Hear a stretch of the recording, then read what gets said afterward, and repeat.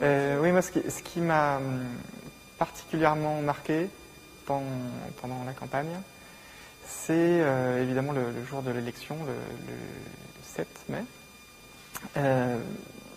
Tout ce qui précédait le moment, le 20h, tout ce qui précédait l'après-midi, on était dans le bureau de François Hollande à Tulle, dans son bureau de président de région.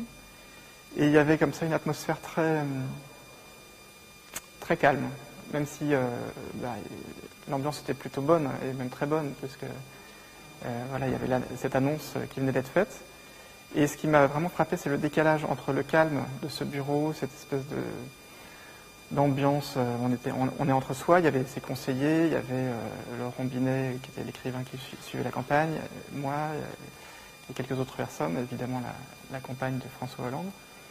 Et puis, voilà, à 20h, l'annonce officielle, donc tout le monde trinque.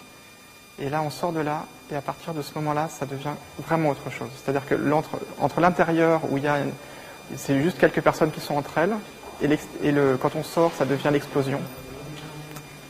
Et là, c'est quelque chose que j'ai jamais senti à ce point. Parce qu'il y a 5 hélicoptères dans le ciel, il y a toute la presse qui est là, des motos qui s'engouffrent pour suivre le cortège. Et cette espèce d'excitation intense, ça n'arrive pas tous les jours.